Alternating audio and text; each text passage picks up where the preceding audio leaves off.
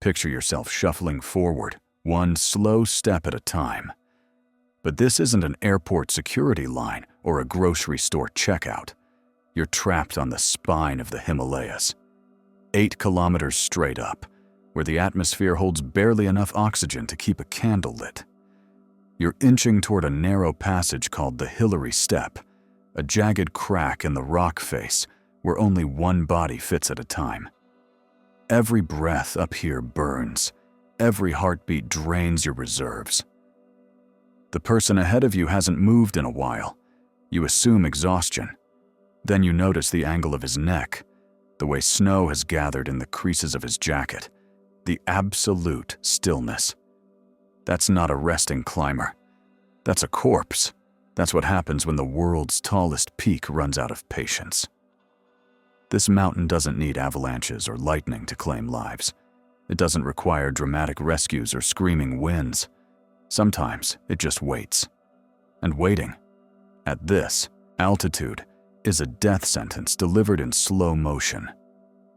Here are 3 men who touched the sky and never returned to tell their families about it.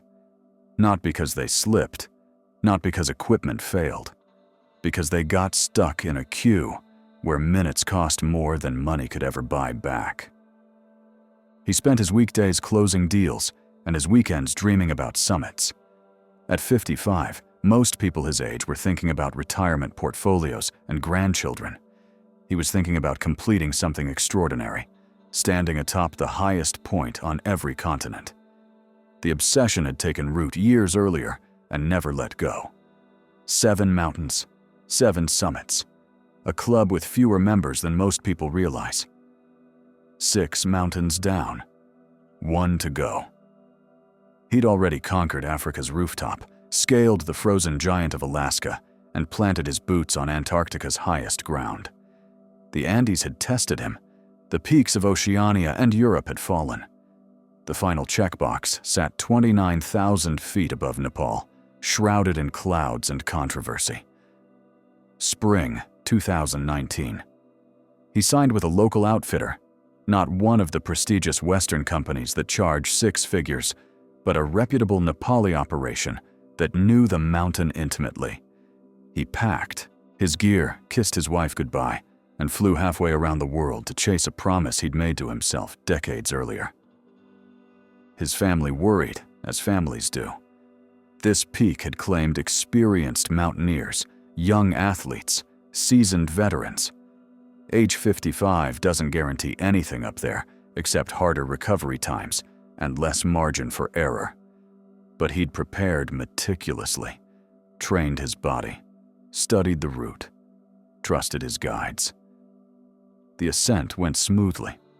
Weeks of acclimatization, rotations up and down the mountain, building strength while his body learned to survive on rationed air. Base camp became home, a chaotic tent city of international ambitions and nervous energy.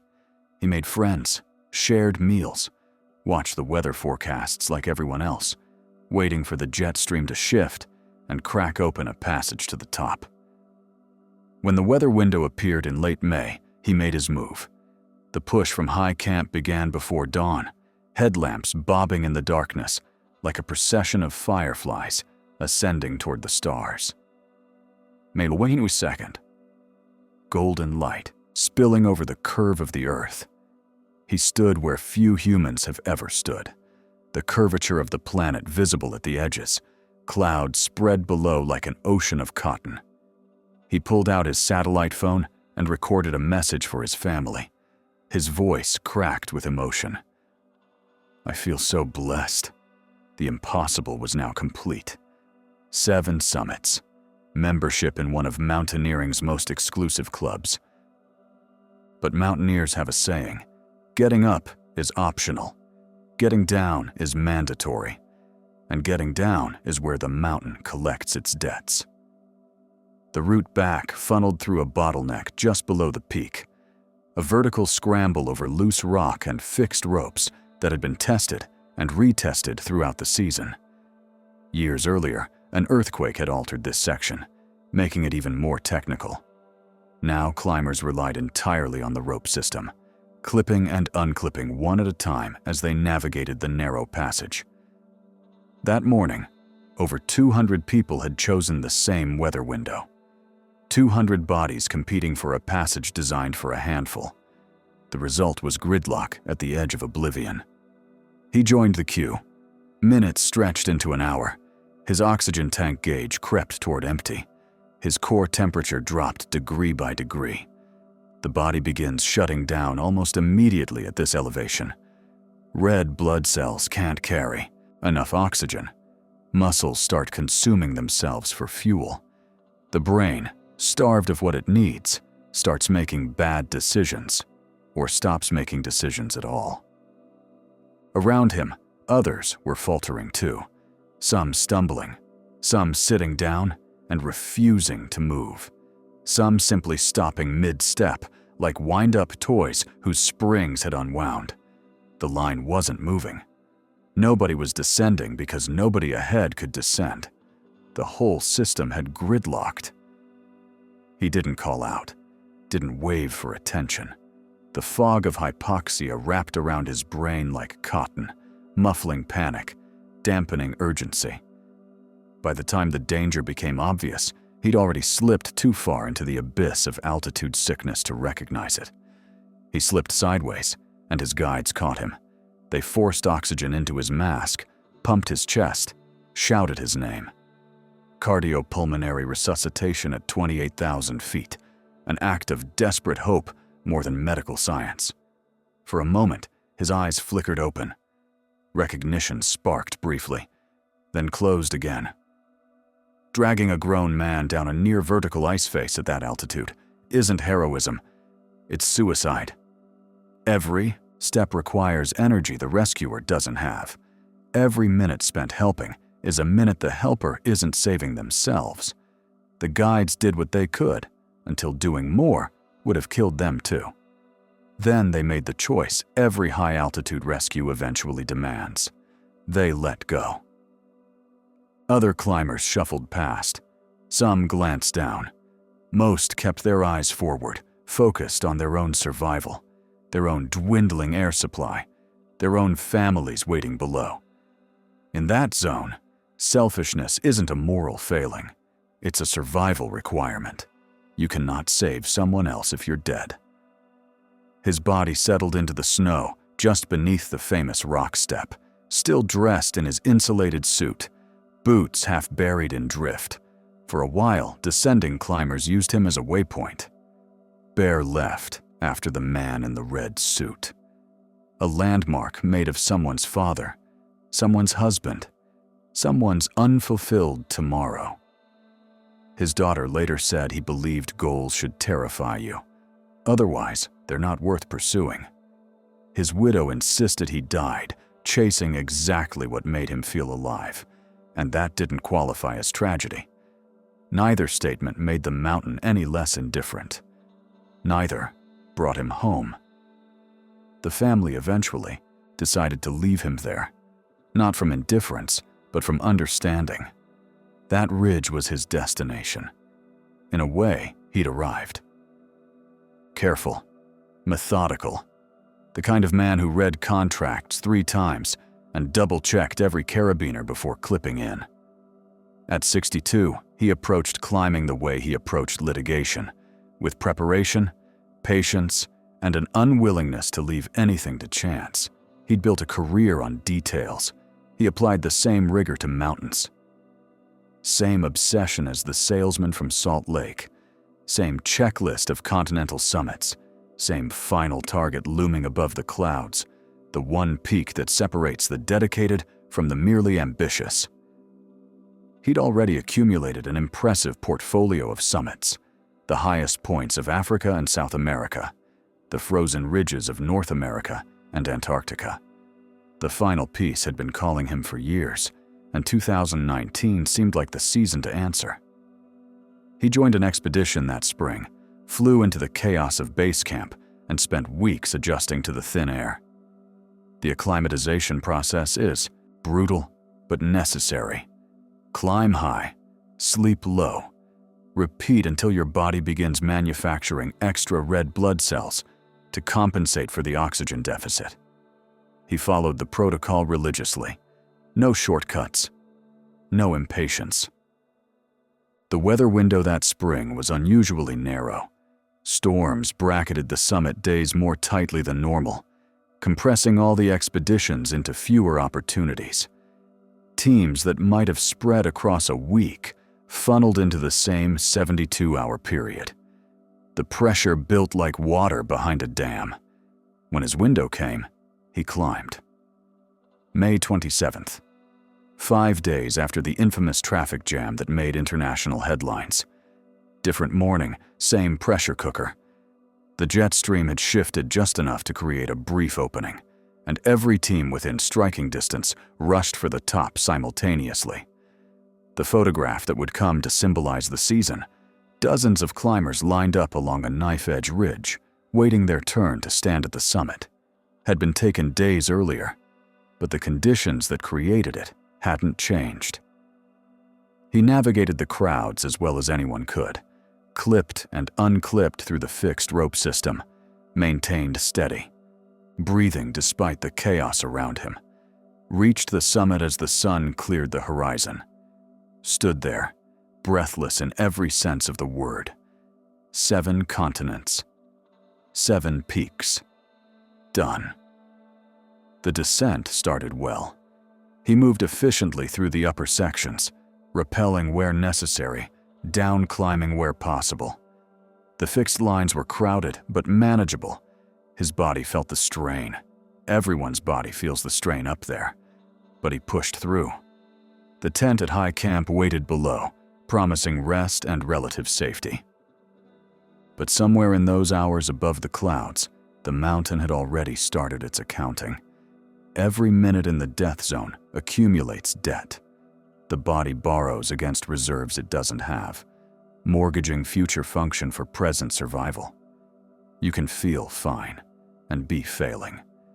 You can believe you're winning while your organs are surrendering. He made it to the high camp, a wind-swept plateau where tents huddle like frightened animals against the constant gale. The South Col, they call it, a saddle of rock and ice where the atmosphere holds barely a third of its sea level oxygen. This is supposed to be the safe zone. Get here and you're practically home. Get here and the worst is behind you. He collapsed inside his tent. Teammates noticed the change immediately.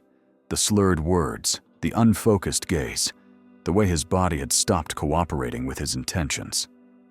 Altitude sickness manifests differently in different people, but the trajectory is always the same. Confusion leads to incapacitation, leads to coma, leads to death. The only treatment is descent, and descent from the South Col means hours more exposure in conditions that are already killing you. They pumped oxygen, adjusted his mask, called for help that couldn't possibly arrive in time. At that elevation, the air contains about a third of what your lungs expect at sea level. Your heart races even while lying still, trying to pump enough blood to keep critical systems online. Small problems, a forgotten water bottle, a slightly loose seal on your breathing apparatus, a skipped meal, compound exponentially. The margin between fine and finished is measured in minutes, and once you cross it, no amount of intervention can pull you back. He never regained coherence. The teammates who spent hours trying to revive him eventually faced the same impossible math the previous guides had encountered. Help or die. You can't do both. The team that carried news of his death back to Colorado remembered him as someone who finished what he started, no matter how long it took. A man who reviewed every detail, prepared for every contingency, and still lost to the one variable no one can control: time. The plateau where he died has its own grim logic.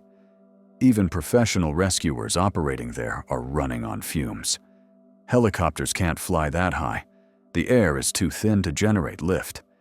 You can't sprint through waist-deep snow when your muscles are starving for oxygen. Carrying a stretcher requires strength that hypoxic bodies simply don't have. Physics doesn't negotiate. Biology doesn't make exceptions for good people. His family took comfort in completion. He crossed his final finish line, stood where he dreamed of standing, checked the last box on a list that had defined decades of his life. They also acknowledged what everyone was thinking, but few wanted to say.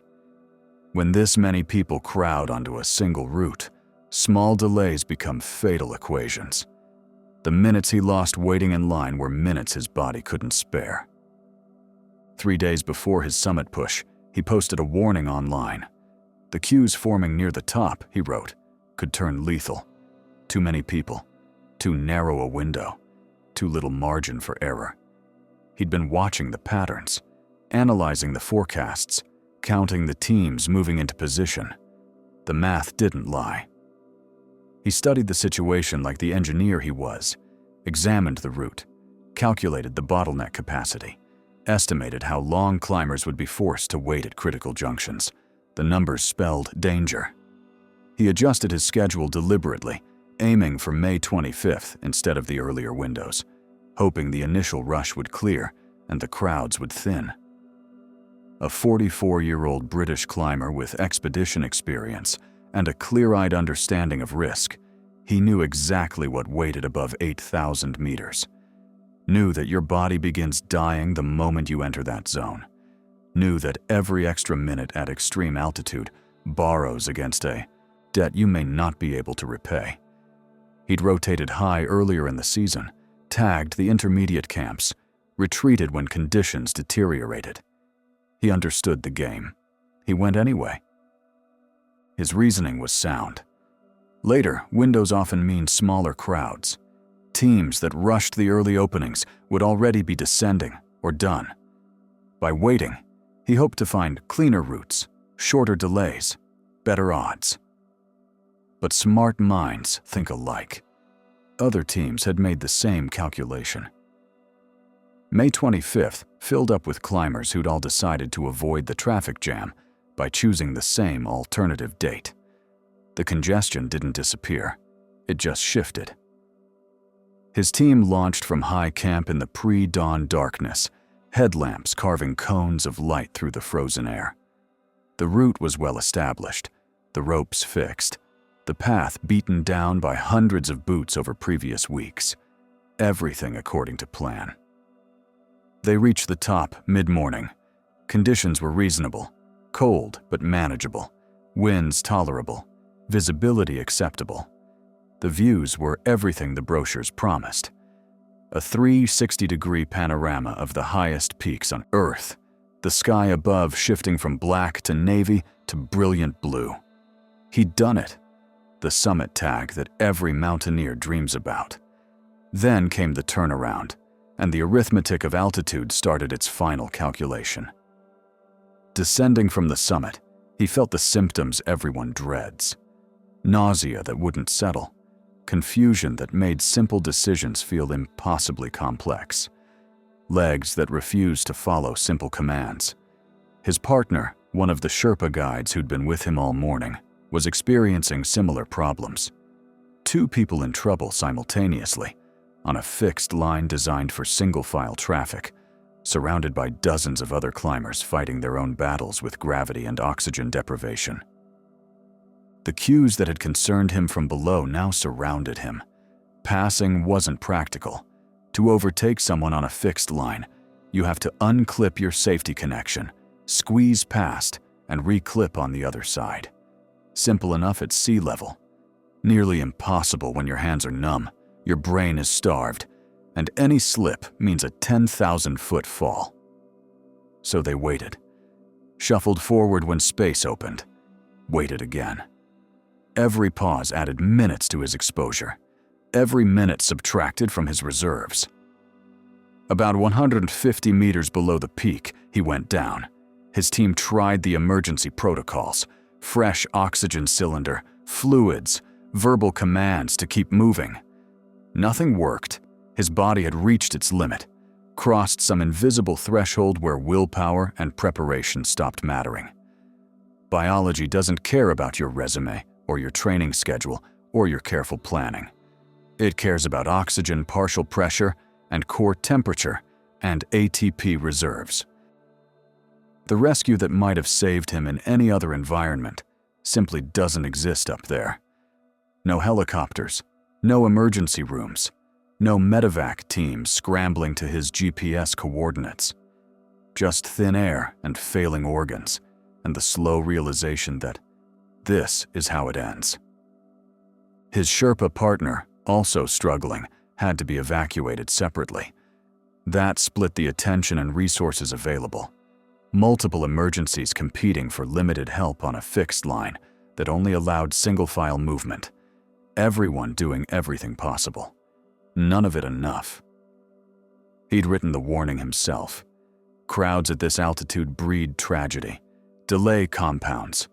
Risk. The margins are too thin for error. And then he became proof of his own prophecy. His posts circulated widely after his death. People quoted his prescience, his analytical approach, his sophisticated understanding of systemic risk. The irony wasn't lost on anyone.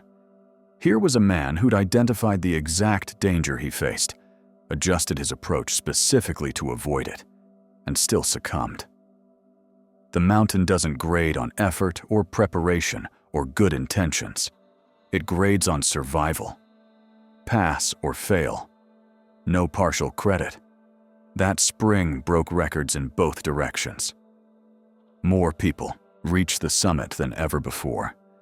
More people died doing it than anyone wanted to count.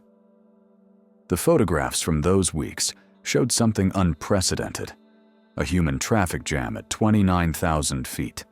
Bodies lined up single file along a ridge, narrow enough to span with outstretched arms. People waiting to take selfies at the top, while others waited below, burning through oxygen they couldn't spare, their margin of survival shrinking with every motionless minute.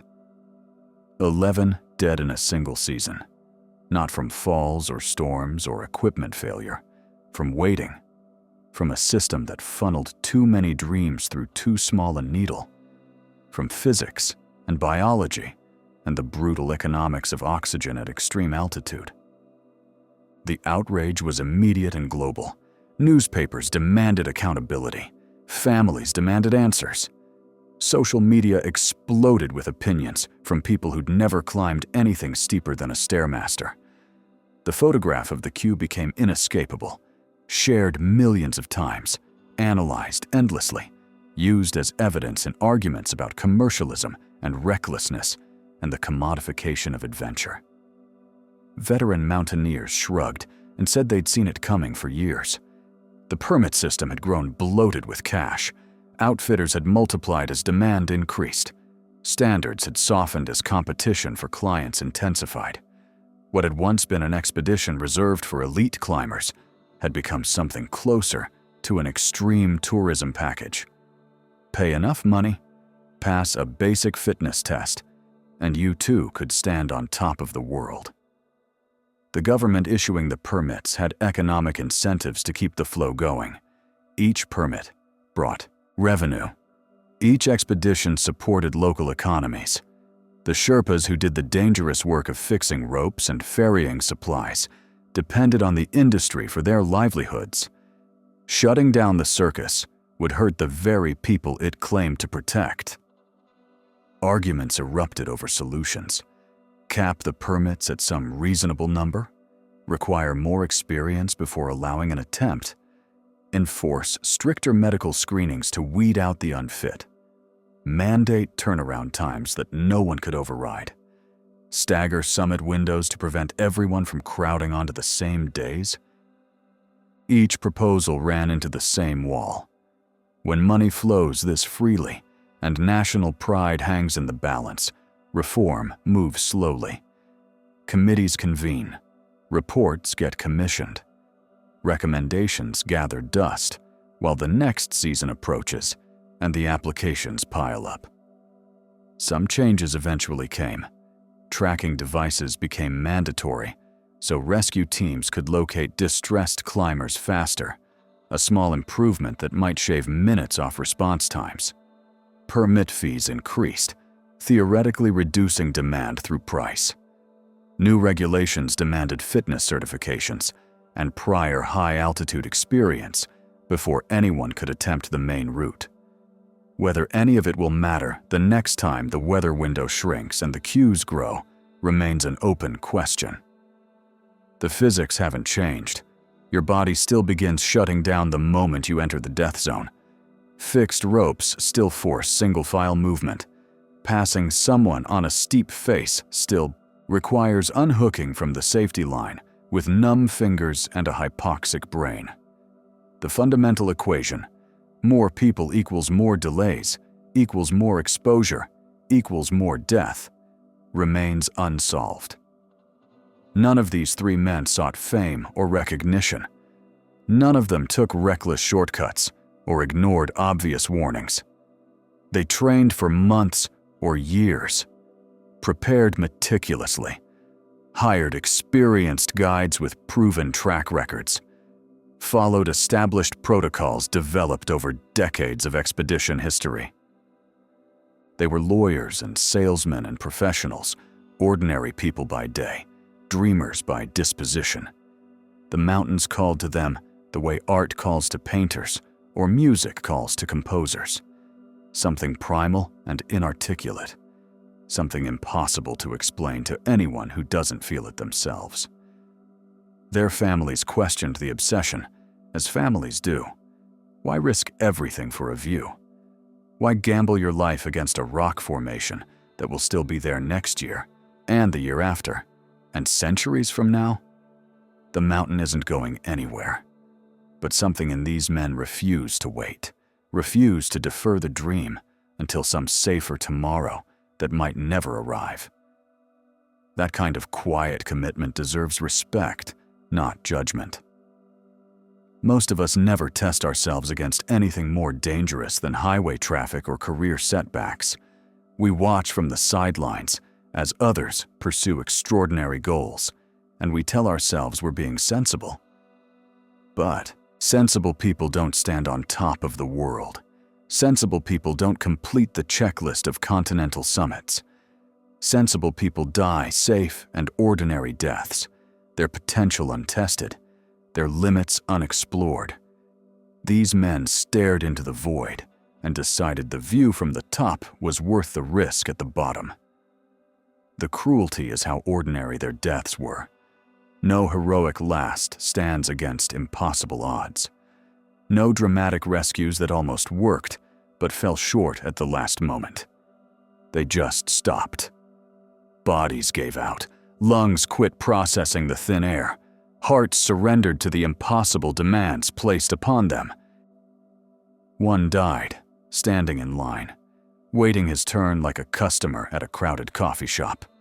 One died, lying in his tent, within sight of safety, his body simply refusing to cooperate any further. One died in the arms of guides who couldn't carry him fast enough down a slope that punished every slow step. The deaths weren't spectacular. They were quiet and ordinary, and utterly preventable by any standard, except the one that mattered, the standard of the mountain, which accepts no excuses and offers no second chances. Veterans of extreme altitude talk about the death zone in almost spiritual terms. Up there, your body is running on borrowed time. Every minute is a withdrawal from an account with no deposits. The mountain gives you a brief window to touch the summit and escape. Miss that window because of weather, because of crowds, because you stopped to take one more photograph, and the interest compounds faster than you can pay it back. These men didn't die because they lacked skill or courage or preparation. They died because the system around them had grown too crowded, too commercial, too willing to gamble that everyone would fit through the bottleneck before the clock ran out. The famous photo of the queue, the one that circulated around the world, was captured by another climber who'd been there that week, watching the same chaos unfold. He survived to tell the story. Many others didn't. The difference wasn't preparation, or fitness, or determination. The difference was luck, and timing, and the random distribution of consequences that the mountain hands out without fairness or pattern. Their families chose different ways to remember them. One remains on the mountain, frozen into the landscape he'd spent years dreaming about, a permanent resident of the peak he'd worked so hard to conquer. Others were carried down eventually, when conditions allowed and resources could be spared. The debates they sparked continue without resolution. Every spring, when the weather windows open and the expeditions gear up, someone invokes their names. Remember what happened in 2019. Remember the photographs. Remember that waiting. In line at extreme altitude isn't inconvenience. It's a countdown to organ failure. What changes next remains unclear. Governments move slowly. Commercial interests push back against any reform that might reduce profits. The allure of standing where so few have stood continues drawing thousands of applicants every season. Each one convinced they'll be different. Each one certain they've prepared more thoroughly than the ones who didn't make it back. Perhaps stricter rules will thin the crowds. Perhaps better technology will enable faster rescues. Perhaps some innovation, not yet invented, will change the calculus of risk and reward. Perhaps nothing will change until the next catastrophic season forces the conversation open again. But the lessons are already written in ice. The greatest danger isn't failure. It's success without an exit strategy. It's reaching your goal and discovering you've spent everything it takes to come back. It's forgetting that summits are only halfway points, that the celebration photographs don't show the descent, that standing on top of the world means nothing if you can't get back down from it. The salesman from Salt Lake completed his checklist and left a voice message full of gratitude. The attorney from Boulder crossed his final finish line and collapsed within sight of safety. The engineer who saw it coming wrote his warning and became its proof. Time: 1.0. 3 men. 3 dreams. 3 demonstrations of the same terrible truth. The mountain takes what it wants, when it wants, from whoever happens to be standing in the wrong place at the wrong time. So the next time you see a photograph from the top of the world, bright flags snapping in the wind, exhausted faces beaming with triumph, look more carefully. Look at the shadows behind the celebration. Look at the ridge trailing away into the mist. Look at the figures who aren't moving. Some of them never will again. You can do everything right and still lose. You can see the danger coming and walk into it anyway. You can write the warning yourself and become its proof. Because up there, in the zone where the air turns thin and the margin disappears, there's only one truth that matters. Reaching the top means nothing if you can't get back down. And the descent, always the descent, is where the mountain makes its final judgment. Every year, new climbers study these stories and tell themselves they've learned the lessons. They'll be different. They'll be faster. They'll time their summit push better, carry more oxygen, turn around sooner if things go wrong. Maybe they're right. Maybe preparation and determination and luck will align, and they'll touch the sky and return to tell their grandchildren about it. Or maybe the weather window will close early. Maybe the queue will grow longer than expected. Maybe their body will choose that moment to reveal its limits. The mountain doesn't answer questions in advance. It just waits.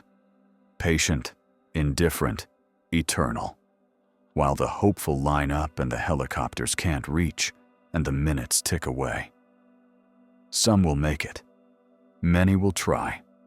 A few will become warnings for those who come after, their stories frozen into the landscape alongside their dreams.